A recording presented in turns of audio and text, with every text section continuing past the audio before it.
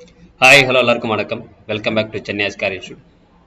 நம்ம இன்னைக்கு என்ன பார்க்க போறோம் அப்படின்னா வந்து பார்ப்போம் திருக்குறள்ல அடுத்த அதிகாரமா இருக்கக்கூடிய ஊக்கமுடைமை பத்தி பார்க்க போறோம். சரிங்களா? என்ன அதிகாரம் பார்க்க போறோம்? ஊக்கமுடைமை பத்தி பார்க்க போறோம். ரொம்ப ரொம்ப ஒரு முக்கியமான ஒரு அதிகாரம். சரிங்களா? நமக்கு டைரக்டா வந்து பார்க்கும் சிலபஸ்லயும் இருக்கிறதுனால கண்டிப்பா இப்ப இதுல இருந்து நமக்கு எதுல கொஸ்டின் வரும் அப்படின்னா ஜிஎஸ் பார்ட்ல கண்டிப்பா நமக்கு கொஸ்டின் வரும். சரிங்களா? அப்ப இந்த ஊக்கமுடைமை அப்படிங்கிறதுக்கு என்ன சார் மீனிங் நம்ம சொல்லலாம் அப்படின்னா தமிழை பொறுத்த வரைக்கும் நம்ம வந்து புரிய வைக்கிற மாதிரி நம்ம வேற என்ன சொல்லலாம், என்கரேஜ்மெண்ட். சரிங்களா? என்னது என்கரேஜ்மெண்ட் சொல்லலாம். நம்ம ஒருத்தர் மோட்டிவேட் ஆகிறதுக்கு நம்ம சில ஊக்கமான சில வார்த்தைகள் கொடுக்குறோம்ல, அதை ஊக்கமுடைமை. அப்ப அது சார்ந்து வள்ளுவர் அவர்கள் எத்தனை குறள் எழுதியிருக்காரு?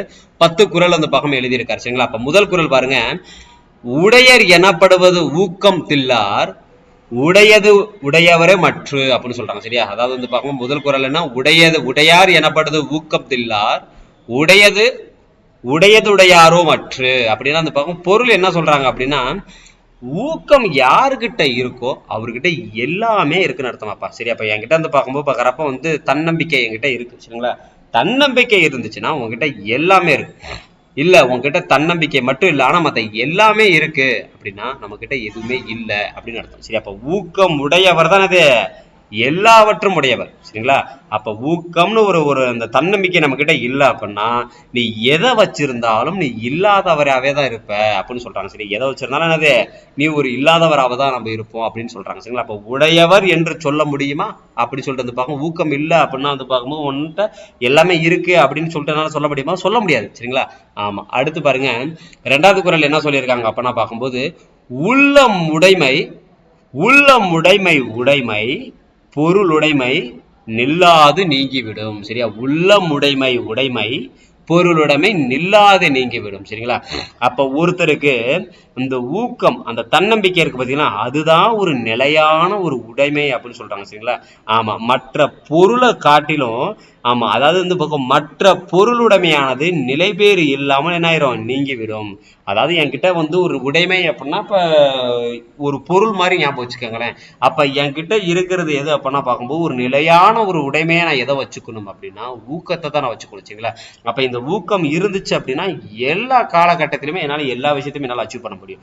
ஆமா. அப்படி இருக்கும்போது ஒருத்தர்கிட்ட இந்த எந்த பொருளுடைமை, நம்ம கார் வாங்குறோம் ஆனா கார் வந்து பார்க்கும்போது ஏதோ ஒரு டைம்ல என்ன ஆயிரும், அழிஞ்சு போயிடும். சரிங்களா? ஏதோ ஒரு இடத்துல இருந்து பார்க்கும்போது பார்க்கறப்ப ஃபால்ட் ஆகி நின்றும். அதான் சொல்றாங்க, இப்ப மற்ற பொருளுடைமையானது நிலைபேறு இல்லாமல் நீங்கி விடுவதாகும் அப்படின்னு சொல்றாங்க. சரியா? அப்ப உள்ளமுடைமை உடைமை பொருளுடைமை நில்லாது நீங்கிவிடும். அப்ப இதுல என்ன சார் அணி வந்து பார்க்கும் என்ன அணி சார் அப்பனா பார்க்கும்போது சொல் பின்வரு நிலை அணி நமக்கு படிச்சிருப்போம். அதாவது ஒரே சொல்லு, அதாவது வந்து பார்க்கும்போது ஒரே சொல்லு ஆமா திரும்ப திரும்ப வந்துச்சு அப்படின்னா அந்த பார்க்கும் நம்ம எதை என்ன சொல்லுவோம், சொல் பின்வரு நிலை அணி. ஆனா வந்து பார்க்கும்போது இங்க பாருங்க என்ன சொல்லு சார் திரும்ப திரும்ப வந்திருக்கு அப்படின்னா, ஆமா உடைமை, இங்க ஒரு உடைமை, இங்க ஒரு உடைமை அப்படின்னு சொல்லிட்டு 3 இடங்கள்ல உடைமை உடைமைன்னு வந்திருக்கு. ஆனா 3 இடத்துல வந்தாலும் அது வெவ்வேறு பொருளை தருது. சரிங்களா? ஆமா. சப்போஸ் 3 இடத்துல வந்து காமனா ஒரு பொருளை கொடுத்துச்சுன்னா அதை என்ன சொல்லலாம், சொல் பொருள் பின்வரு நிலை அணின்னு நான் சொல்லலாம். சரிங்களா? சரி, ஓகே. 3வது குறள் பாருங்க. ஆமா. 3வது குறள், ஆக்கம் இகழ்ந்தே மென்றல் அல்லவார் ஊக்கம் ஒருவன் தங்கை துடையார் அப்படின்னு சொல்றாங்க. சரி, அதாவது ஆக்கம் இகழ்ந்தே மென்றல் அல்லவார் ஊக்கம் ஒருவந்தம் கைத்துடையார் அப்படின்னு சொல்றாங்க. அதாவது ஊக்கத்தை உறுதியாக யாரு தன்னோட கைப்பொருளா வச்சிருக்காங்களோ அவங்களுக்கு எந்த பாதகமுமே இல்லை. சரிங்களா? தன்னம்பிக்கையா இருக்கணும். சரிங்களா? ஆமா. அப்படி தன்னம்பிக்கையை வந்து பக்கம் எப்படி யார் ஒருத்தர் தன்னோட கைப்பொருளாவே யார் வச்சிருக்காங்களோ அவங்க எல்லாமே உடையவங்க. சரிங்களா? ஆக்கம் அப்பனா வந்து பார்க்கும்போது பார்க்கறப்ப நமக்கு துன்பம் வந்த காலகட்டத்தை நம்ம என்ன சொல்லலாம், ஆக்கம். இழந்து விட்ட காலத்திலும் அதான் ஆக்கம். சரி, அப்ப இழந்து விட்ட காலத்துல கூட இழந்து விட்டோம் அப்படின்னு நம்ம என்ன பண்ண மாட்டோமா, திங்க் பண்ண மாட்டாங்க. இப்போ ஒருத்தர் இருக்காரு, எப்ப எனி டைம் ஒருத்தர் பக்கம் மோட்டிவேட்டடாவே இருக்காரு. சரிங்களா? இப்போ மோட்டிவேட்டடாவே இருக்காரு அப்படிங்கிற பட்சத்துல அவருக்கு வந்து பார்க்கும்போது அந்த ஊக்கத்தை எப்போதுமே அவர் என்ன பண்ணி தன்னோட கைப்பொருளா வச்சுக்கிட்டே இருக்கணும், கைக்குள்ளேயே வச்சுக்கணும். அப்படி இருக்கும்போது நம்ம ஏதோ ஒரு விஷயத்த நம்ம ஃபெயில் ஆயிட்டோம்ப்பா அப்படின்னு அவரால் என்ன பண்ண முடியாதுன்னா அவரு இழந்த காலகட்டத்துல கூட அவர் அப்படி திங்க் பண்ண யாரும் விட மாட்டாங்க. அப்பனா இந்த ஊக்கம் திங்க் பண்ண விடாது அப்படின்னு சொல்றாங்க. சரிங்களா? சரி, அடுத்து 4வது குறள் பாருங்க, ஆக்கம் மதர்வினா செல்லும் அசைவியலா ஊக்கமுடையா நுழை அப்படின்னு சொல்றாங்க. சரி, ஊக்கமுடையா நுழை, அதாவது சோர்வு இல்லாத ஊக்கம் இருக்கு பாத்தீங்களா, சோர்வு இல்லாத ஊக்கம் அதை பார்க்கணும். சோர்வு இல்லாத ஊக்கமுடையவனிடத்தில் ஆக்கம் அப்படின்னு அந்த பார்க்கணும், அது கஷ்டம். சரிங்களா?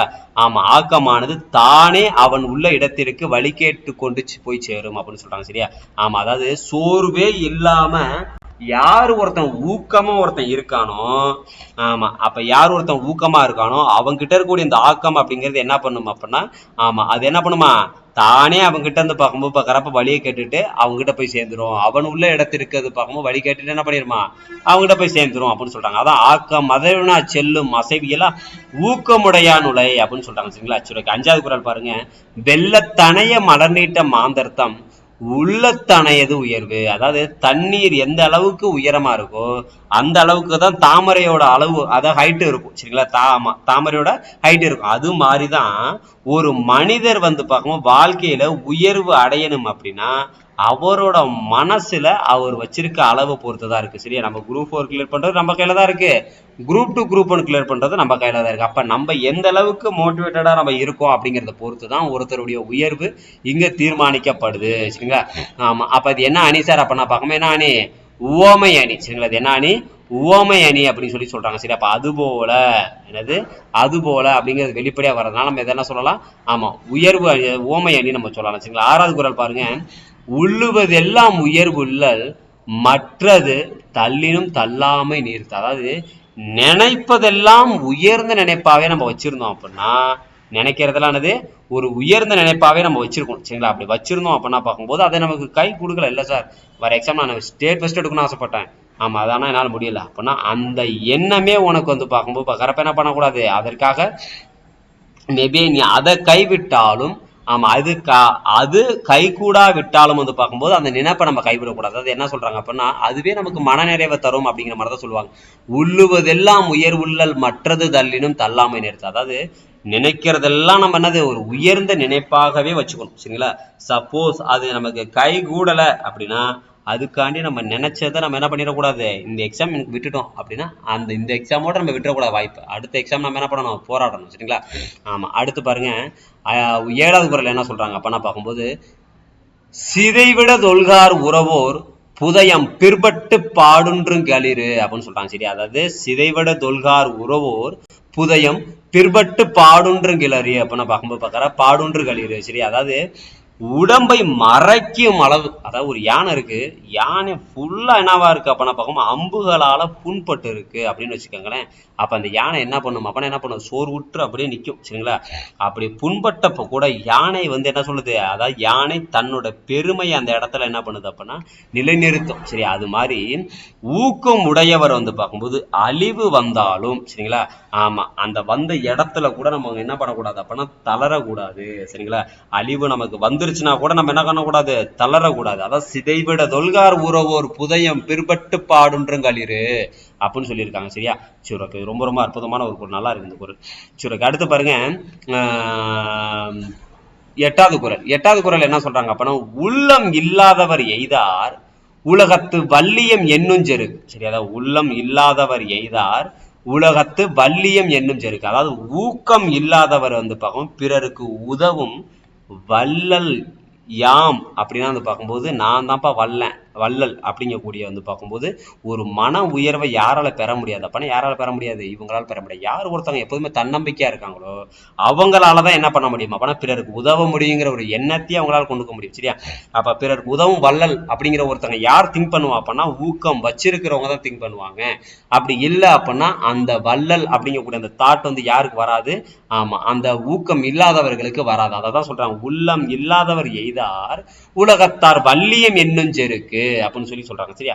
சரி, அடுத்து பாருங்க. 9வது குறள்.